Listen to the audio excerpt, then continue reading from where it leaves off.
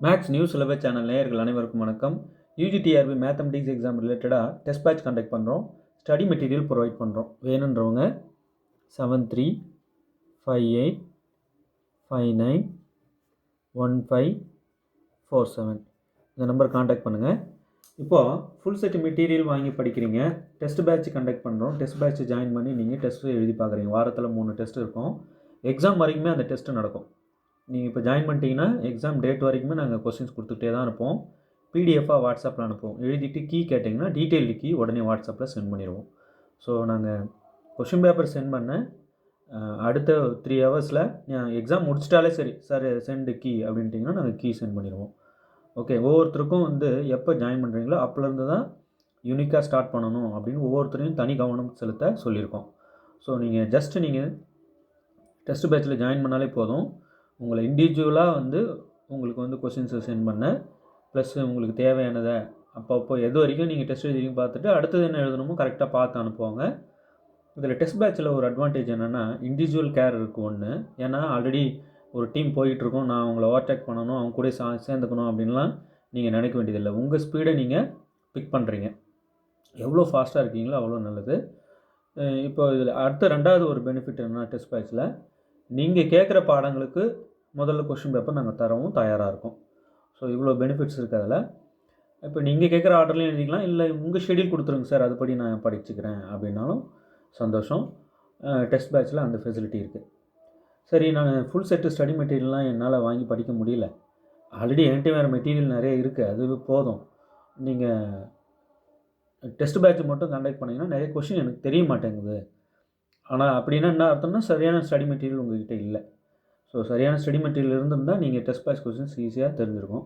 Suppose full set material வாங்க முடியல அப்படின்னா கூட ஒரு 2500 MCQ டீட்டெயில் சொல்யூஷன் புக்லெட் ஒன்று போட்டிருக்கோம். 10 யூனிட்டு கவர் பண்ணி போடப்பட்டது. அது யூனிட் வைஸ் இருக்கும். அந்த 2500 MCQ ப்ராப்ளம்ஸ் ஓரளவுக்கு பார்த்துட்டாலே, ப்ராப்ளம்ஸ்னால் நான் தியரி ஓரியன்டாகவும் இருக்கும், ஒர்க் அவுட் பண்ணுற மாதிரியும் இருக்கும். 10 யூனிட்டும் பாருங்களேன், அப்போ 2500 ப்ராப்ளம்ன்றது எவ்வளோ ஒரு சப்போர்ட்டிவாக இருக்கும். ஒரு சிலபஸே ஒரு அடி அடித்ததுக்கு சமம். ஸோ அந்த 2500 MCQ டீட்டெயில் சொல்யூஷன் புக்லெட் நான் படிச்சுட்டு டெஸ்ட் பேட்ச் அட்டன் பண்ணால் முடியுமா அப்படின்னா நிச்சயமாக உங்களால் ஒரு 75% 80% நல்லா பண்ண முடியும். ஏன்னா தியரி இருக்குது இல்லையா, அது தியரியும் நான் இன்னும் இருக்கிற ரிமைனிங் 20% அடிக்கணும்னா ஃபுல் செட் மெட்டீரியல் ரொம்ப மஸ்ட்டு. சரிங்க sir, 2500 MCQ full set material test batch இதெல்லாம் வாங்கி படித்து முடிச்சுட்டா நான் அடிச்சிருவேன்னா கண்டிப்பாக அடிச்சிடலாம் சார். இது எதுவுமே என்னால் முடியாது, இப்போ தான் சார் ஸ்டார்ட் பண்ணியிருக்கேன், உங்கள் வீடியோ பார்த்து படிச்சுக்கிட்டு வரேன் அப்படின்றவங்களுக்கு இந்த ஒரு 4 புக்லெட், மெக்கானிக்ஸு, ப்ராபர்ட்டிக்கு ஒரு 2 புக்கு, காம்ப்ளெக்ஸுக்கு ஒரு புக்கு, இதில் ப்ராப்ளம்ஸ் ஒர்க் அவுட் பண்ணியிருப்பேன் சின்னதாக. இப்போ தான் இனிஷியல் ஸ்டேஜில் இருக்கிறவங்களுக்கு அவ்வளோ நல்லாயிருக்கும். ஒவ்வொரு ப்ராப்ளமும் நல்லா டிஸ்கஸ் பண்ணப்பட்டிருக்கும், ஸ்டெப் பை ஸ்டெப்பாக இருக்கும், தெளிவாக இருக்கும்னு வைங்களேன். இந்த மாதிரி ப்ராபர்ட்டிக்கு 2 ப்ராப்ளம் புக்லெட் இருக்குது. இது மட்டுமே போதுமானா நிச்சயம் இது மட்டும் போதாது. ஆனால் இது தெரியாமல் நம்ம தேர்வுக்கு போகக்கூடாது. இம்பார்ட்டண்ட்டு அப்படி பார்த்து கொடுத்தது. இது ஃபஸ்ட்டு புக்லெட்டு. இந்த ப்ராபர்ட்டியில் ஃபஸ்ட்டு புக்லெட் இது முடிச்சுட்டு அதுக்கப்புறம் இதை எடுக்கணும். ரொம்ப very important problems. Time waste பண்ணாமல் டக்குன்னு நீங்கள் படிச்சுக்கிட்டு டச்லேயே இருக்கிறதுக்காக இந்த 2 புக்லெட் இமீடியட்டாக தரேன். அதே போல் காம்ப்ளெக்ஸ் அனாலிசிஸ் தரேன். அவ்வளோதானா? காம்ப்ளெக்ஸ் அனாலிசிஸ் முடிஞ்சிடுச்சா? இந்த புக்லெட் பார்த்துட்டா? இல்லை. ஆனால் இதெல்லாம் very very important problems. Work out பண்ணி 100 வாட்டி ஒர்க் அவுட் பண்ணுங்கள். திரும்ப எடுத்து போட்டு பார்த்துட்டு டச்சில் வச்சுட்டே இருங்க. ஏன்னா யூஜிடிஆர்பி சிலபஸ்லேருந்து கேட்கப்பட்ட இது யூஜிடிஆர்பியில் கேட்டிருக்காங்க, காலேஜ் டிஆர்பியில் கேட்டிருக்காங்க. சிலபஸ் பார்த்தா யூஜிடிஆர்பி சிலபஸில் இருக்குது. அப்போ விட்டு வைக்கலாமா? இதை நமக்கு கான்செப்டாக தெரிஞ்சுட்டு போகணும் இல்லையா? இப்போ காம்ப்ளெக்ஸ் அனாலிசிஸில் இதே போல் 4 இயரில் இப்போ ரெடி ஆகிடுச்சு. 4 இயர் அப்போது காம்ப்ளெக்ஸு, ப்ராபர்ட்டி ப்ராப்ளம்ஸ் இதெல்லாம் இம்பார்ட்டன்ட் ப்ராப்ளம்ஸ். ஸ்டடி மெட்டீரியல் படிக்கணுங்க, அதில் எந்த மாற்று கருத்தும் இல்லை. அதெல்லாம் படிச்சுட்டேன், ஏதோ ப்ராப்ளம் கொஞ்சம் இம்பார்ட்டன்ட் ப்ராப்ளம்ஸ் இந்த கேட்கும்போதே இம்பார்ட்டன்ட் ப்ராப்ளம்ஸ் புக்லெட் வேணும்னு கேளுங்க. இப்போ காம்ப்ளெக்ஸ் ப்ராபர்ட்டி அதோட மெக்கானிக்ஸ் 1 மார்க்ஸ் தரேன். 151 1 மார்க் இருக்கும் தியரி. இதுக்கு ப்ராப்ளம் கொடுங்க சார் அப்படின்னு கேட்டிருக்காங்க. ப்ராப்ளம் செட்டு உடனே கொடுக்குறேன். மெக்கானிக்ஸ் அடுத்து ப்ராப்ளம்ஸ் நிறைய வந்துகிட்டே இருக்கும் ஒரு ஃப்ளோவில். இந்த 4 புக்லெட்டுங்களா, இதோட இன்னொன்று சேர்த்துக்கோங்க, அதுவும் ரெடி ஆகிடுச்சு. Fourier series and Fourier transformation syllabus இருக்கு இல்லையா, இது நாலுத்தையும் தோக்கடிக்கிற அளவுக்கு அது இருக்கும். அவ்வளோ டிஸ்கஷன்னால ஃபோரியர் சீரீஸ் ஃபோரியர் டிரான்ஸ்ஃபர்மேஷன்ஸில் கொடுத்துருக்கேன். அப்போ அதுவும் சேர்க்கும்போது என்ன ஆகுது, ஒரு 5 புக்லெட் ஆகுது. இந்த 5 புக்லெட்டை ஒரு ப்ராப்ளமும் ஒரு 100 வாட்டி போட்டு பார்த்துட்டு அப்படியே தூக்கி போட்டுடணும். கேளுங்க, எதை வேணாலும் கொஷினே எழுதணும் மனப்படமாக. கொஷினே எழுதுவேன், ஆப்ஷனே எழுதுவேன் சார், எனக்கு அந்த ப்ராப்ளமோடைய நேச்சரே எனக்கு தெரியும் அப்படின்னு சொல்கிற அளவுக்கு 100 வாட்டி நல்லா போட்டு ப்ராக்டிஸ் பண்ணி ஃபிங்கர் டிப்பில் கொஷின் உட்பட வச்சிங்கன்னு சொல்கிறேன். எல்லாம் ரைட்டு, புரியுமா?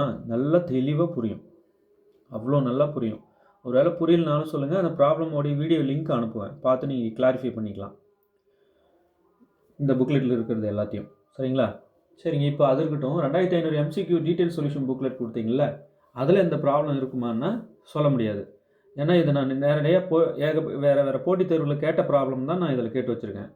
அந்த 2500 MCQ சொல்யூஷன் புக்லெட்டில் இருக்கிறது என்னென்னா, இந்த ப்ராப்ளமே இல்லைனாலும் இந்த மாடல் அதில் இருக்கும். ஒரே ப்ராப்ளம் எல்லாத்தையும் கொடுக்கறதுக்கு போர் அடிச்சிடும். இப்போ டெஸ்ட் பேட்சில் கொடுக்குறதும் 2500 MCQ டீட்டெயில் சொல்யூஷன் புக்லெட்டில் இருக்கிறதும் ஒன்றா இருக்காது, வேறு தான் இருக்கும். அதே போல் தான் இந்த இம்பார்ட்டன்ட் ப்ராப்ளம் கொடுக்குற லிஸ்ட்டும் வேறு, புரியுதுங்களா? பட் சிலபஸ்க்குள்ளே தான் இருக்கும், சிலபஸ் டச் பண்ணியிருப்போம், அது ரொம்ப முக்கியம். இப்போ Fourier series and Fourier transformations போதுமா சார் நீங்கள் கொடுக்குறது அப்படின்னா போதும், அந்த அளவுக்கு கொடுத்துட்டேன். இது எல்லாத்தையும் ஒரு டச் வச்சுக்கிட்டிங்கன்னா ஓகே. முக்கியமாக ப்ராப்ளமாக பார்த்து கொடுக்குறேன். அதனால் இப்போ இந்த 4 புக்லெட்டோட 4 இயரும் சேர்த்து 5 புக்லெட் ஆகிடுது. இந்த 5 புக்லெட்டும் ஒரு 1000 ருபீஸ்க்குள்ளே கொரியர் சார்ஜோட 1000 ருபீஸ்க்குள்ளே வர மாதிரி பார்த்து உங்களுக்கு சென்ட் பண்ண சொல்லிடுறேன். ஏன்னா கொரியர் சார்ஜ் டிஸ்டன்ஸை பொறுத்தும் இருக்குது, ப்ளஸ்ஸு இந்த வெயிட்டு எவ்வளோ வருது, நீங்கள் எத்தனை புக்லெட் கேட்குறீங்கன்றதை பொறுத்தும் இருக்குது இல்லையா. ஸோ இந்த 5 புக்லெட்டும் வாங்கிட்டிங்கன்னா ஒரே பேக்காக ஒரு 1000 ருபீஸ்க்கே உங்கள் வீட்டுக்கு அனுப்பிட சொல்கிறேன். எவ்வளோ கம்மி பண்ண கொடுக்க முடியுமோ கொடுக்க சொல்லிடுறேன். நிச்சயமாக உங்கள் இந்த 1000 ருபீஸில் ஒரு பெரிய சப்போர்ட் உங்களுக்கு இருக்கும்னு என்னால் உறுதியாக சொல்ல முடியும். முடிஞ்ச வரைக்கும் கம்மி பண்ணி கொடுங்க. 1000 ருபீஸ் என்ன, அதுக்கும் கம்மியே சார்ஜஸ் வந்தால் கூட ஜெராக்ஸ் காஸ்ட்டு கொரியர் காஸ்ட்லாம் சேர்த்து கொடுத்து விட்ருங்க அப்படின்னு சொல்லி கண்டிப்பாக சொல்கிறேன். நிச்சயம் உங்களுக்கு பெரிய உதவியாக இருக்கும். இந்த ஒரு ப்ராப்ளமும் வேறு மாதிரி உங்கள்கிட்ட பேசும். ரைட்? 4 இயரில் இப்போ போகிறனாலே இந்த ப்ராப்ளம் சேர்த்து இது வரைக்கும் போட்டது மொத்தமும் வந்துடும். இந்த புக்லெட்ஸை எப்பவும் பக்கத்தில் வச்சுக்கிட்டு படிச்சுக்கிட்டே இருங்க, பார்த்துக்கிட்டே இருங்க. எல்லாம் ரைட் சார், இந்த ப்ராயோரிட்டி கொடுக்குறீங்க, காம்ப்ளெக்ஸ் கொடுக்குறீங்க, 4 இயர் கொடுக்குறீங்க, அவ்வளோதானா அப்படின்னா மெக்கானிக்ஸ் கொடுக்குறீங்க, இவ்வளோ தானா? இல்லை, இன்னும் நிறைய யூனிட்ஸ் இருக்குது, அது போட அப்பப்போ கொடுத்துட்டே இருப்பேன். இது எல்லாமே இம்பார்ட்டண்ட் கான்செப்ட்ஸ் ஒன்லி. இதெல்லாம் தேர்வுகளில் கேட்கப்பட்டிருக்கு, அதனால் கொடுக்குறேன். ரைட்? இதை ஒரு ஃப்ளோ பார்த்துக்கிட்டிங்கன்னா ஓகே, இதுவும் நம்ம பார்த்துட்டோம். சரி, நான் ஃபுல் செட் மெட்டீரியல் வாங்கி பூரா ஒரு அடி அடிச்சுட்டு இந்த கொஸ்டின்ஸ்லாம் பார்த்தா எனக்கு ஆன்சர் சொல்ல முடியுமான்னா உங்களால் முடியாது. ஏன்னா இதோட அப்ரோச்சே வேறு மாதிரி இருக்குது. நிறைய பேசிக்ஸை கூப்பிடுது உள்ள, நிறைய உங்களுக்கு நாலேஜ் இருக்கான்னு டெஸ்ட் பண்ண வைக்குது. இந்த ப்ராப்ளம் எல்லாம் உள்ளே சால்வ் பண்ணும்போது நான் நல்லாவே உணர முடிஞ்சுது. கணிதத்தோட பியூட்டியாக தானே, ஒரு ப்ராப்ளம் போட்டிங்கன்னா அது வேறு ஒன்று கூப்பிடும். அந்த மாதிரி லிங்க் பண்ணி சூப்பராக பண்ணியிருக்காங்க இந்த ப்ராப்ளம் எல்லாம். அதனால தான் தேர்வுகளில் கேட்கப்பட்டிருக்கு. பிஜிடிஆர்பி எக்ஸாம்லேயும் காலேஜ் டிஆர்பிலையும் கேட்கப்பட்டிருக்கு. ஹை லெவல் கான்செப்ட்ஸே உள்ளே வச்சுருக்கேன், கொஞ்சம் நல்லா இம்பார்ட்டண்ட் ஒன்லி இதெல்லாம். ரைட்? அப்போது ஃபுல் செட் மெட்டீரியல் படிச்சிட்டேன். இது என்னால் ஆன்சர் பண்ணவே முடியல, அடுத்து பண்ணி பாருங்கள், உங்களால் ஆன்சர் பண்ண முடியாது. ஏன்னா உள்ளே டஃப்பாக வச்சுருக்காங்க ஒரு சில கான்செப்ட்ஸ்லாம். அதனால தான் இதை நான் ப்ராப்ளம் போட்டு தனியாக இம்பார்ட்டன்ட் ப்ராப்ளம் புக்லெட்னே சொல்லி இதை கொடுக்குறேன். Right sir? Important questions problem booklet போட்டிருக்கீங்களே ஒரு 5, அதை மட்டும் கொடுங்கன்னு சொல்லி 7358591547 இந்த நம்பருக்கு காண்டாக்ட் பண்ணுங்கள். அடுத்த செட்டு மீதி ரிமைனிங் பூரா கொடுப்பேன். ரைட்? இதிலே கூட அடிஷ்னலாக ரெடியானால் அதையும் நான் சொல்வேன். ஸோ எல்லாமே உங்களுக்கு ஒரு மினிமம் சார்ஜில் உங்களுக்கு வீட்டு போஸ்ட்டுக்கு இந்த என்னோடய ஹேண்ட் ரிட்டனோட உங்களுக்கு வரும். ஓகே, சரிங்க. இப்போது 4 year series and 4 year transformation ஒரு டாபிக் இருக்கு இல்லையா, அதில் கன்வால்யூஷன் கண்டுபிடிச்சிருக்கிற ப்ராப்ளம் ஒன்று கேட்டுகிட்டே இருக்காங்க. பிஜிடிஆர்பியும் சரி, இன்னும் பெரிய 4 இயர் ரிலேட்டட் சிலபஸ் இருக்கிற எக்ஸாம்ஸ் எல்லாத்துலேயுமே நமக்கு இந்த மாதிரி கன்வால்யூஷன் கண்டுபிடிக்கிறது ஒரு ப்ராப்ளம் வச்சிடுறாங்க. அதுவும் டஃப்பானதாக பார்த்து வைக்கிறாங்க. கன்வால்யூஷன்னா என்ன அப்படின்னு முன்னாடி நான் இந்த புக்லெட்டில் வரையறை கொடுத்தேன். பாருங்கள், இதில் வந்து கொடுத்துருக்கேன் கன்வால்யூஷன்னா என்ன, கன்வால்யூஷன் தியரம், கன்வால்யூஷன்னா என்னன்னு சொல்லிட்டு convolution theorem for Fourier transforms கொடுத்துருக்கேன், நோட் கொடுத்துருக்கேன். அதே மாதிரி Parseval's identity, Parseval's identity for Fourier transforms, Parseval's identity for sine transform, Parseval identity for cosine transforms, Parseval's formula, Parseval's theorem. இப்போ இது எல்லாமே உங்களுக்கு வந்து அந்த மெட்டீரியல்லே வந்துடும். ரைட், இது கன்வல்யூஷன் கண்டுபிடிக்கிறதுக்கு இந்த வரையறை கொடுத்துருக்க மாதிரி எஃப் ஸ்டார் ஜி, ரெண்டு ஃபங்க்ஷனுக்கு கன்வல்யூஷன் கண்டுபிடிக்கிறோம். எப்போனா இந்த ரெண்டு ஃபங்க்ஷனும் லெபக் இன்டெக்ரலாக இருந்தால் தான். அப்போது f star G H of எக்ஸ்னு கூட நம்ம சொல்லுவோம். அதோட ஃபார்முலா இதுதான், integral -∞ plus infinity f of t g of x minus t into dt. Right, so இதை கண்டுபிடிக்க சொல்லுவாங்க. தியரம் தெரிஞ்சிருச்சு, கன்வல்யூஷன்னா என்னன்னு தெரிஞ்சிருச்சு, கன்வல்யூஷன் தியரம் ஃபார் ஃபோரியர் ட்ரான்ஸ்ஃபார்முக்கும் தெரிஞ்சிருச்சு. ரைட், அவங்க என்ன பண்ணிடுறாங்க, அந்த எஃப்னு ஜேன்னு சொல்லி கொடுத்துருவாங்க. கொடுத்துட்டு இப்போ சொல்லுங்கள் கன்வல்யூஷன் பண்ணிடுவாங்க. இங்கே தான் லாக் ஆகிடுறாங்க. அதனால் நான் இந்த ப்ராப்ளம் கொடுத்தலான்னு முடிவு பண்ணி இதை கொடுத்துட்ருக்கேன். let f of t equal to 1/√t and g of t equal to 1/√1 minus t if இது ரெண்டுமே டிஃபைன்டு எங்கே, இந்த டொமைனில் 0 less than t less than 1ல். And let f of t equal to g of t equal to 0, இது ரெண்டும் 0 ஆகிடுது எங்கன்னா t less than or equal to 0 கேஸ்லையும் t greater than or equal to 1 கேஸ்லையும் 0 ஆகிடுது. ஸோ அப்போ இந்த ரெண்டு கேஸும் 0 ஆகிடுது. எங்கே மட்டும்தான் அப்போ டிஃபைன்ட் ஆகுது இது ரெண்டும்னா 0 to 1ல் மட்டும்தான் இது ரெண்டும் டிஃபைன்ட் ஆகுது. முதல்ல கேள்விகளுக்கு கொடுக்கப்பட்ட ஃபங்க்ஷன்ஸ் பார்த்தீங்கன்னா ஃபுல் டேட்டா நமக்கு தெரியணும். அது எப்படியப்பட்ட ஃபங்க்ஷன், அதோட கிராஃப் கூட எனக்கு தெரியும் சார், அப்படி ஃபிங்கர் டிப்பில் வச்சுருக்கணும். ரைட், சரிங்க. இப்போ என்ன கேள்வி பாருங்கள், then the convolution of F and G corresponding to X equal to 1 is அப்படின்னு சொல்லிட்டு எக்ஸ் வேல்யூ கொடுத்தே கேட்குறாங்க. அவ்வளோதான். சரிங்க, இப்போ கன்வல்யூஷன் என்ன சொன்னேன், F star G H of எக்ஸ்ன்னு சொல்லலாம் இல்லையா. எஃப் ஸ்டார் ஜி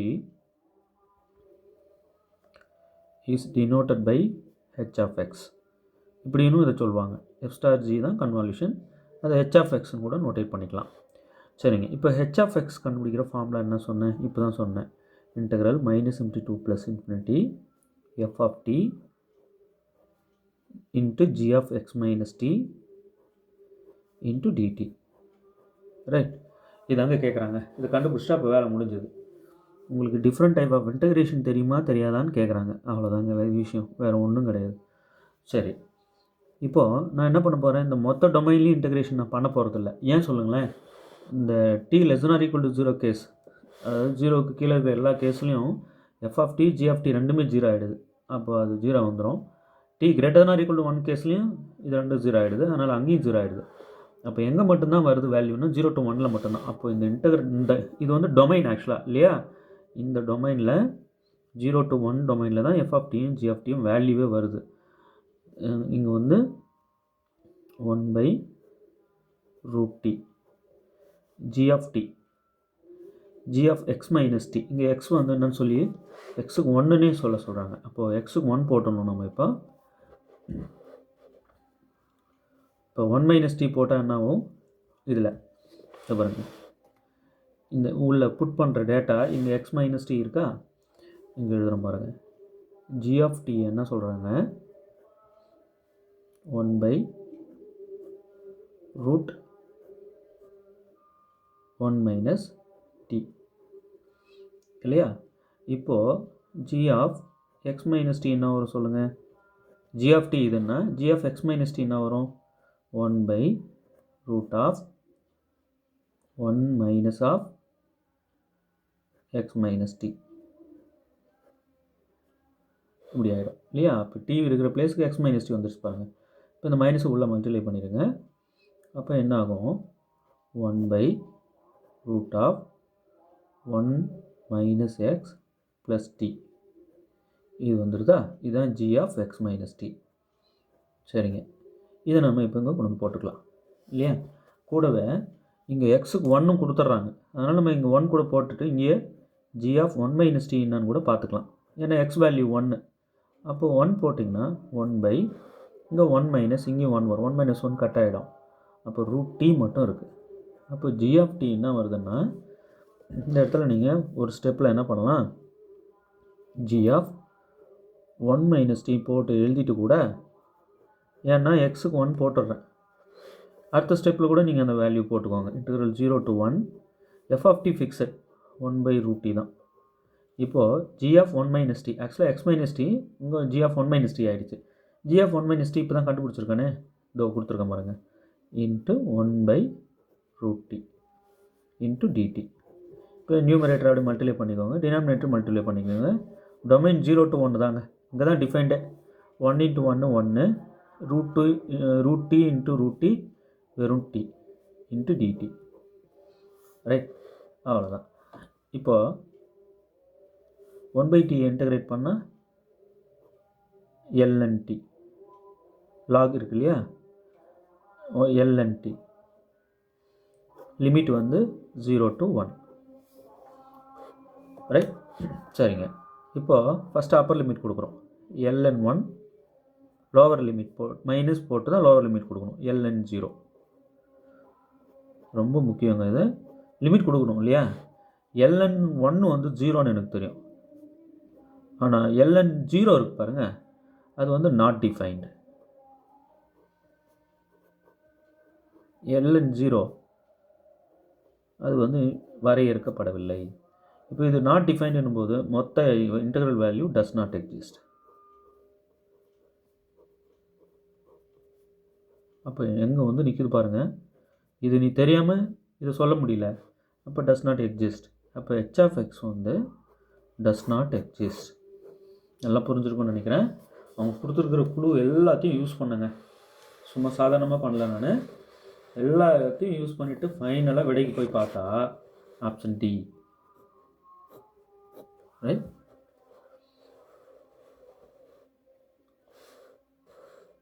நல்லா புரிஞ்சிருக்கும்னு நினைக்கிறேன். கன்வல்யூஷன் கண்டுபிடிக்க சொல்லி ப்ராப்ளம் வந்தால் பயந்துடாதீங்க, ரொம்ப எளிமையானது இது. கன்வல்யூஷன் தியரம் போடுங்க, பர்சனல்ஸ் ஐடென்டிட்டி போடுங்க, கேட்டுனே இருந்தீங்க, அதெல்லாம் கொடுத்துட்டேன். இப்போ ஃபோரியருக்கு போதும் அப்படின்ற அளவுக்கு திருப்தியாக இருக்கும். ஃபோரியருக்கு இன்னொரு 1 மார்க் புக்லெட்டும் போட்டுடுறேன், அதில் ஒரு 200 கொஷின் வச்சு விட்டுறேன், அது எழுதிட்டு உங்களுக்கு கொடுத்துட்றேன். டைம் வேஸ்ட் பண்ணாமல் இந்த ப்ராப்ளம்ஸ் எல்லாம் வாங்கி நல்லா போட்டு பாருங்கள், ரைட்? சரிங்க. இப்போ இங்கே பாருங்களேன், let f of t equal to e power minus t, g of t equal to 1 for t greater than or equal to 0. Then the convolution integral of f and g is dash.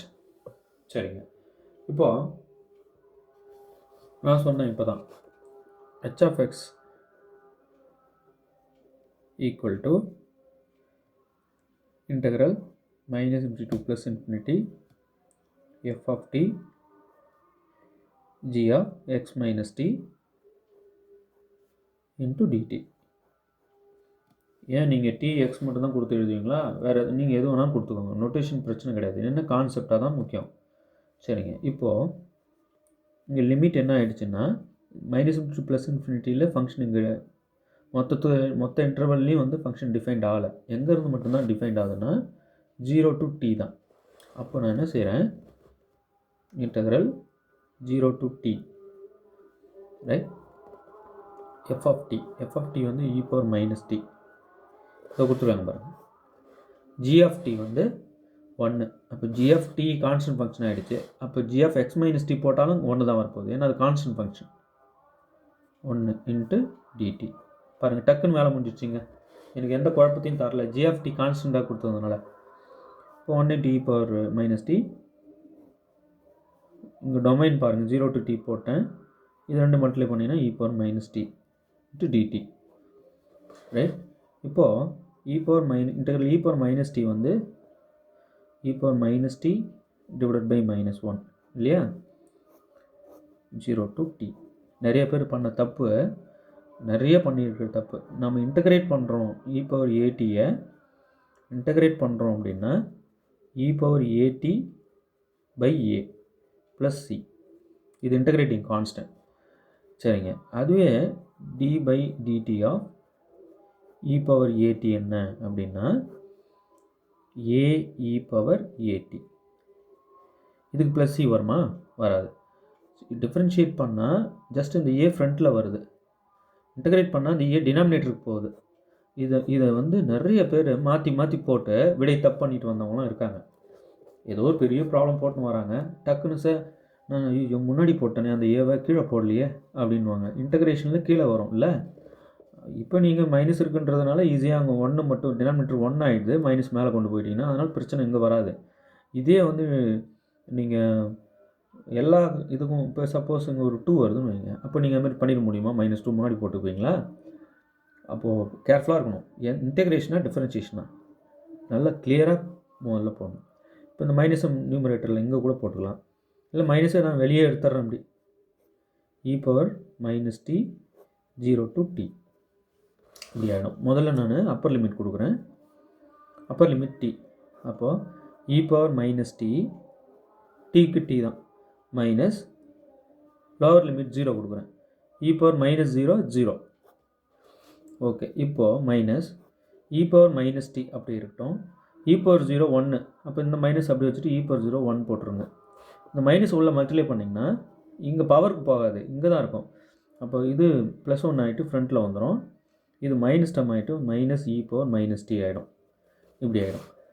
Okay, சில நேரங்களில் 1 minus e⁻−tயை 1/e⁻t இப்படி கூட எழுதிக்கலாம். இப்போது இந்த e⁻tயை எடுத்து 1ஓட multiply பண்ணி -1 பண்ணிக்கலாம். அப்போ e⁻t -1 / e⁻t. இதுதான் h(x), ரைட். இப்படி கொடுக்கலாம், இல்லை இந்த ஸ்டேஜில் இங்கேயே கூட நிறுத்திக்கலாம். h(x) இப்படி வந்து நிற்குது. சரிங்க, வேரியபிள் x போட்டிருக்கீங்க, உள்ள t இருக்குது, நீங்கள் எக்ஸாகவே எழுதிக்கிட்டு தான் எழுதிக்கலாம். பட் எனக்கு கிடைச்சது இதுதான், ரைட். சரிங்க, இப்போ இதில் எந்த ஆப்ஷன் பாருங்கள், கண்டிப்பாக 1 கிடையாது. பவுண்டடா அப்படின்னா பவுண்டட் தான், பவுண்டட் சொல்லிவிட்டு அதை விட பெஸ்ட் ஆப்ஷன் இருக்கா அப்படின்னா இருக்குது. ஆப்ஷன் சியில் அந்த பவுண்டட் சொல்கிறீங்க, இது ரெண்டுமே போடலாம். இப்போது ஆன்சரே எனக்கு கொடுத்துட்டேன், பவுண்டட் சொல்கிறத விட பெஸ்ட் ஆன்சர் சொல்கிறது பெஸ்ட்டு.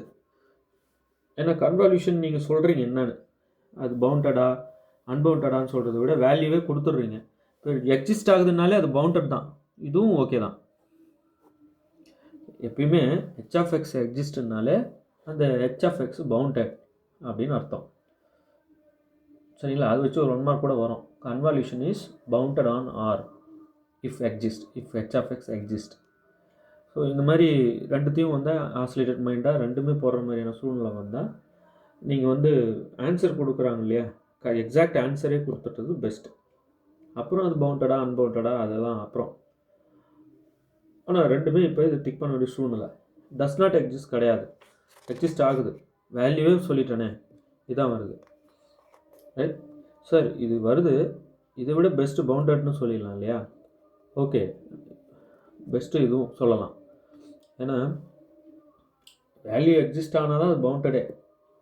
பவுண்டட் ஆப்ஷனும் என்னை பொறுத்த வரைக்கும் பெஸ்ட்டு தான்.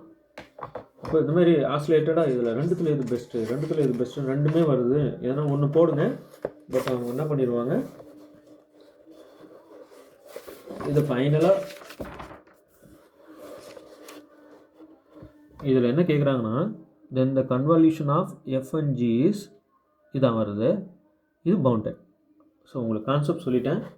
இதில் பவுண்டட் போட்டாலும் தப்பு போடக்கூடாது, கரெக்ட். இதை விட இது வேல்யூ எக்ஸிஸ்ட் ஆகுதுனாலே பவுண்டட் தானே சார், அப்போ இதை விட இது பெஸ்ட்டு தானே அப்படின்னால நீங்கள் பவுண்டர் கூட போட்டுக்கோங்க, ஒன்றும் பிரச்சனை இல்லை. இது பவுண்டட்.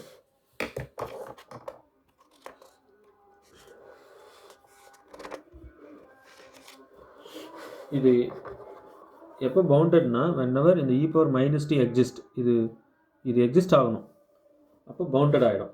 ஸோ அதனால் என்ன சொல்கிறேன்னா வேல்யூவே போட்டுறது பெஸ்ட் அப்படின்றது என்னோட கருத்து. ஃபைனலாக நான் அதை ஃபைனல் பண்ணேன், உங்கள் விருப்பம். சரி, இப்போது ஒரு 3 ப்ராப்ளம் கொடுக்குறேன் கன்வல்யூஷன் கண்டுபிடிக்க சொல்லி. இந்த 3த்துக்கும் டீட்டெயிலாக இப்போ நான் போட்ட மாதிரி தெளிவாக போட்டு எக்ஸசைஸ் கொடுக்குறேன். இது 3த்துக்கும் சொல்யூஷன் 4 ஆப்ஷன்ஸ் மட்டும் நீங்கள் இப்போ கமெண்ட் பண்ணால் கூட போதும் 3த்துக்கும். கண்டிப்பாக இது டீட்டெயிலாக போட்டிருக்கேன், அனுப்பட்டுமானா இந்த நம்பருக்கு அனுப்பி விடுங்க. 7358591547 இந்த நம்பருக்கு வந்து இந்த 3த்தோட சொல்யூஷனும் போட்டு விடுங்க. ரைட். இப்போ இது வரைக்கும் போட்ட அந்த ப்ராப்ளம் ஷீட்டை உங்களுக்கு வந்து போஸ்ட் பண்ணிடுவேன். 4 இயர் இம்பார்ட்டன்ட் ப்ராப்ளம் நிறைய போட்டேங்க, எக்கச்சக்கமாக 4 இயர் போதுன்ற அளவுக்கு கொடுத்துட்டேன். 1 மார்க் ஒன்று, இப்போ மெக்கானிக்ஸ்க்கு 151 1 மார்க் கொடுத்துருக்கேன் இல்லையா, இந்த 151 1 மார்க் மாதிரி 4 இயருக்கும் 1 மார்க் புக்லெட் தனியாக போட்டுருவேன். இது ப்ராப்ளம் புக்லெட், இது வரும், நிறைய வரும். ப்ராப்ளம் எல்லாம் பார்த்துட்டோம், 4 இயரில் எல்லா ப்ராப்ளமும் நம்ம டிஸ்கஸ்டு, அந்த புக்லெட்டும் வந்துடும். ப்ராபபிலிட்டியில் இந்த 2 புக்லெட்டு உங்களுக்கு நான் அனுப்பி விட்டுறேன். இதெல்லாமே இம்பார்ட்டன்ட் ப்ராப்ளம்ஸ் ஒன்லி, போதுமானா இல்லை, ஆனால் இது தெரியாமல் நம்ம பரிட்சைக்கு போயிடவே கூடாது. ரைட். ஸோ சால்வ் பண்ண இந்த காம்ப்ளெக்ஸ் அனாலிசிஸ் புக்லெட்டு, முக்கியமான ப்ராப்ளம், இம்பார்ட்டன்ட் ப்ராப்ளம்ஸ் புக்லெட் கொடுங்க சார். ஒரு 5 புக்லெட் சொன்னீங்களே அப்படின்னு. இது கொரியர் சார்ஜை பொறுத்து முடிஞ்ச வரைக்கும் ஒரு 1000 ருபீஸ்லேயே இந்த 5 புக்லெட்டும் உங்கள் வீட்டுக்கே அனுப்பிட சொல்லிடுறேன். கையில் வச்சுக்கோங்க, எந்த நேரமும் இதை படிச்சுட்டே இருந்தீங்கன்னா யூஜிடிஆர்பிக்கு ஒரு தெம்பாக இருக்கும். மெக்கானிக்ஸ் 1 மார்க் தானே தவிர காம்ப்ளெக்ஸ்லாம் ப்ராப்ளம், இது வரைக்கும் எக்ஸாமில் கேட்ட நிறைய முக்கியமான ப்ராப்ளம், ப்ராபபிலிட்டியும் ப்ராப்ளம், இந்த 2 புக்லெட் ப்ராபபிலிட்டியுமே ப்ராப்ளம். இந்த 4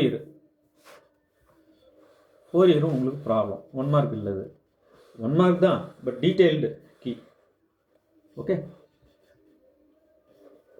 ஸோ வேணுன்றவங்க இந்த நம்பருக்கு நீங்கள் அந்த 5 புக்லெட்டும் புக் பண்ணிக்கலாம். மெக்கானிக்ஸ் என்ன செய்கிறீங்க, நான் ஆப்ஷன்ஸ் கொடுத்துருக்கேன், பின்னாடி கீ கொடுத்துருக்கேன், படிக்கிறீங்க, ஆன்சர் படித்து வச்சுக்கிறீங்க. கொஷின் ஆன்சர் தியரி நிறைய இருக்குது, ஃபார்முலா நிறைய கொடுத்துருக்கேன். கொஷின் ஆன்சர் ஒரு தடவை அப்படியே ரீட் பண்ணி விட்டுருங்களேன். சரி, எல்லாம் இருக்கட்டும், மெக்கானிக்ஸ்க்கு ப்ராப்ளம் கொடுங்க சார், அதுதான் கொடுக்க போகிறேன். இப்போ இதை கொடுத்துருக்கேன் பாருங்கள், பின்னாடி கொஞ்சம் கொடுத்துருக்கேன். சின்ன சின்ன ப்ராப்ளம் அழகாக அடிச்சிடலாம், கான்செப்ட் தெரிஞ்சால் போதும்.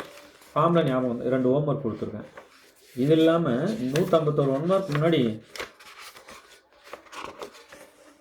151 1 மார்க்குக்கு கீ வச்சுட்டேன். 1 மார்க்கு ப்ளஸ் 151 அதோட கீ இருக்குது. இது எல்லாமே நமக்கு வந்து சப்போர்ட் பண்ணலனாலும் மெக்கானிக்ஸை நம்ம ஓரளவுக்கு படிச்சிட்டோம், கான்செப்ட் தெரியுன்றது தெம்பு வரும்.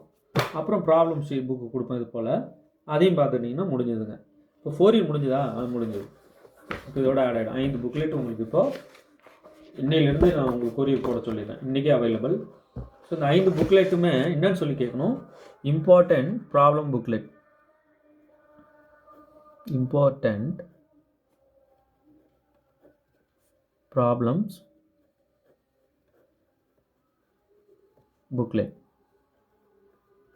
ஸோ இம்பார்ட்டன்ட் ப்ராப்ளம்ஸ் புக்லெட் எங்களுக்கு வேணும் அப்படின்னு சொல்லி கேளுங்க. எது எது இருக்குன்னா ப்ராபபிலிட்டி இருக்குது,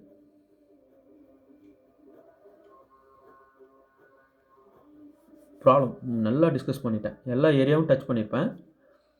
அப்புறம் காம்ப்ளெக்ஸ் இருக்குது, முக்கியமான ப்ராப்ளம் மட்டும். நல்லா இந்த காம்ப்ளெக்ஸ் ப்ராப்ளம்லாம் எடுத்து பார்த்தீங்கன்னாட்டு எங்கள் அப்பா இப்படிலாம் கேட்குறாங்களா அப்படின்னு தோணும். நல்லா உள்ள வந்து சில பேசிக்லாம் தெரியுதான்னு பார்க்குறாங்க.